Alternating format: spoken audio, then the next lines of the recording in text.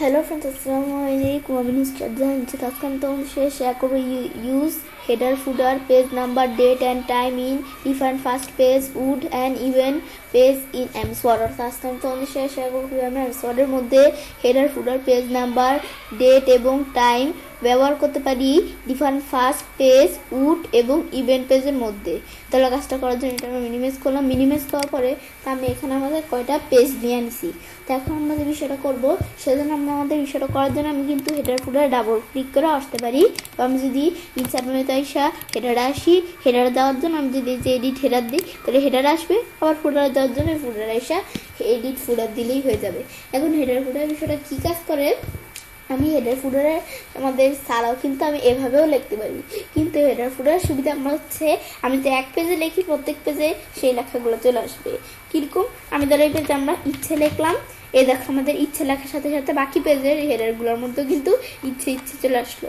আবার এই প্রথম পেজের আমাদের ফুডারে আমরা কোনো কিছু লিখি, তো আমরা প্রথম পেজের ফুডারে একটা নেম লিখলাম, এই দেখো বাকি পেজের সব ফুডারগুলোর মধ্যে এই সেম নেমগুলো চলে আসবে। ব্যাস এটাই হচ্ছে আমাদের হেডার ফুডারে কাজ করার সুবিধাটা। ব্যাস এটা আমরা দেখলাম যে কী কাজ করে। এখন আমরা আমাদের হেডার ফুডারের মধ্যে আমরা হেডারে আসি, কীরকম হেডার দিব এগুলো আমরা দিতে পারি। আমি যদি এই পেজ নাম্বারে আসি, আমি যদি হেডার ফুডারের মধ্যে পেজ নাম্বার দিতে চাই, কীরকম আমি ধরো এদিকে আসি, আসার পর এখন আমরা পেজ নাম্বারের জন্য আমি ধরো এখানে আমরা পেজ নাম্বার আসি, আসার পর আমরা কোথায় টপে নিব নাকি বটমে, আমি ধরো টপেই নিব। এদিকে এসে আমি ধরো এই পেজ নাম্বার দিলাম, এই দেখো আমাদের পেজ নাম্বার চলে আসছে। আমি চাইলে পেজ নাম্বার দিতে পারি, এই দেখো বাকি পেজ নাম্বারগুলো চলে আসছে এভাবে। ব্যাস আমরা এটা দেখলাম কীভাবে পেজ নাম্বার দিতে হয়। পর আমি যদি ডেট দিতে চাই, এই ডেট অ্যান্ড টাইমে আসবো, আসার পর আমরা ডেট অ্যান্ড টাইমের মধ্যে আমরা চাইলে ডেট দিতে পারি। ডেট দিলাম, এখন ওকে দিই, এখন এই দেখো ডেট চলে আসছে। ব্যাস এভাবে আমি ডেট নিয়ে আসতে পারি। এগুলো আমরা দেখলাম, দেখার পরে এখন আমরা আমাদের যখন বিষয়গুলো এভাবে আমরা করতাম, করার পর আমাদের দেওয়া আছে কি ডিফারেন্ট ফার্স্ট পেজ। এখন ডিফারেন্ট ফার্স্ট পেজ কী কাজ করে, আমি কিন্তু এই পেজে এই বিষয়গুলো লিখলাম, প্রথম পেজে লেখার সাথে সাথে বাকি পেজগুলোর মধ্যে কিন্তু সেই সেম লেখা কিন্তু চলে আসে। আবার আমি যদি এই যে কিন্তু আমরা আমাদের যদি অপশনটা টিকমার্ক দিই, দেওয়ার পরে এখন আমরা এখন চাইলে আমি ধর লিখলাম কি আমাদের, ব্যাস আমি এই লেখাটা লিখলাম, লিখলে এখন আমাদের কিন্তু শুধু এই পেজের প্রথম পেজের হেডারে আমরা ভিন্ন রকম, আর বাকি সব পেজগুলো হেডারে সেম। আবার আমি যদি ফুডারে কোনো কিছু লিখি, প্রথম পেজের ফুডারে আমি ধরো প্রথম পেজের ফুডারে লিখলাম, ব্যাস লিখলাম কিছু একটা লেখা লিখলাম, লিখলে এখন আমরা এই পেজের প্রথম পেজের হেডার ফুডারে কিন্তু ভিন্ন রকম হেডার ফুডার, মানে লেখা অন্যরকম, কিন্তু বাকি পেজের হেডার ফুডারগুলোর মধ্যে কিন্তু লেখা আমাদের এই যে এই প্রথম পেজের হেডার ফুডারের মতো না। কিন্তু আমি যদি অপশনে টিকমা উঠিয়ে দিয়ে কোনো কিছু লিখি, তাহলে এখানে লিখলে বাকি বিষয়গুলোর মধ্যে চলে আসবে। এটাই হচ্ছে এই বিষয়টা বলে ডিফারেন্ট উড ইভেন্ট পেজ। এটা কি কাজ করে, এটা হচ্ছে আমরা উড পেজে কী লিখবো, ইভেন্ট পেজে কী লিখবো।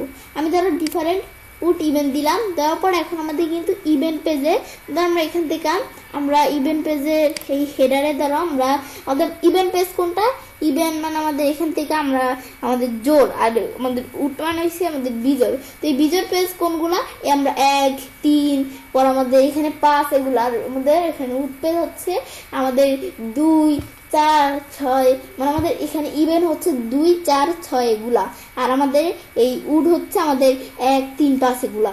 এখন আমরা আমাদের এভাবে করার পরে এখন আমি ধরো এই পেজে এই লেখাগুলো আছে, মানে আমাদের এখান থেকে আমাদের পেজে আমাদের এটা কি বলে আমাদের উড পেজে। আর আমাদের এখন যদি আমরা এই পেজে অন্য লেখা লিখতে চাই, আমি ধরো এই পেজে অন্য ধরনের লেখা লিখবো, তো আমি লিখি, ব্যাস এখন আমি এই পেজের হেডারে অন্য লেখা, এই পেজের আমরা ফুডারে আমার ধরো অন্য একটা লেখা লিখে আমি ধরো আমরা লিখলাম, ব্যাস আমি ধরো জাস্ট লেখা লিখলাম তোমাদের দেখানোর জন্য।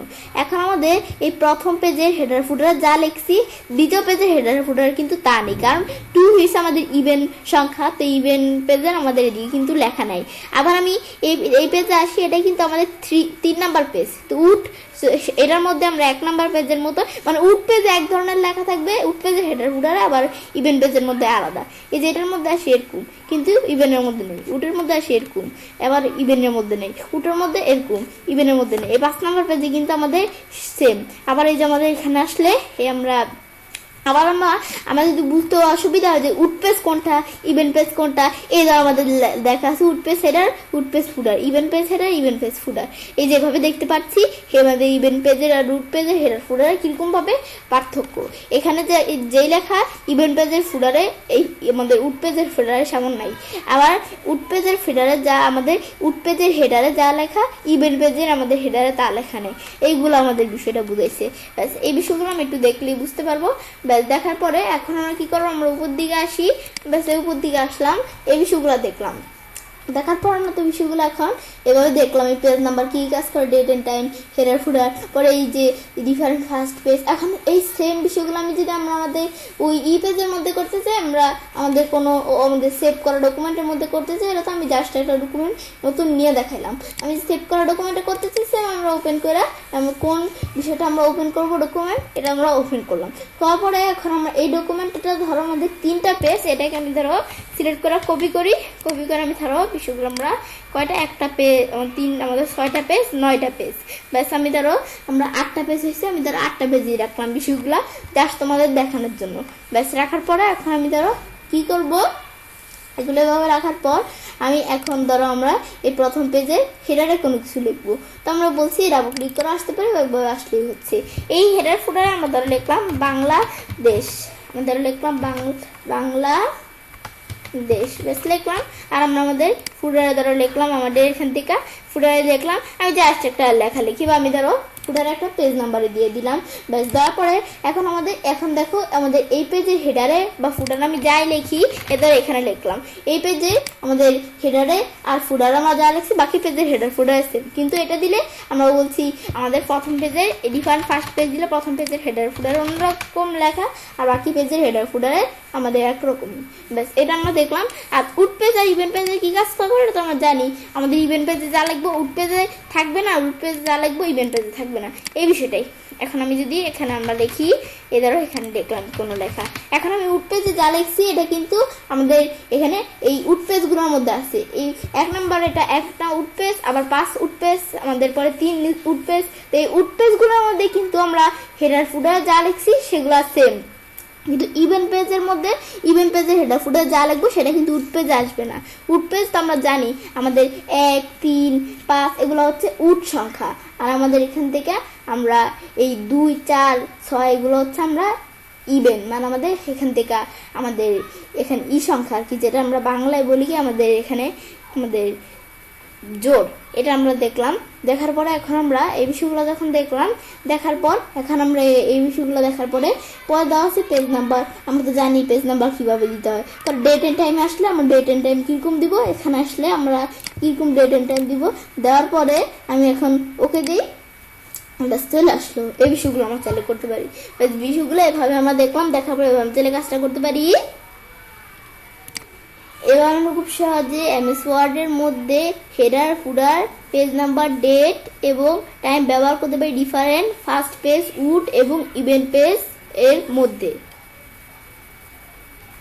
ফ্রেন্ডস, আমার আজকের এই ভিডিওটি তোমাদের ভালো লাগে থাকে তো আমার চ্যানেলটি সাবস্ক্রাইব, লাইক করবে এবং সবার সাথে শেয়ার করবে।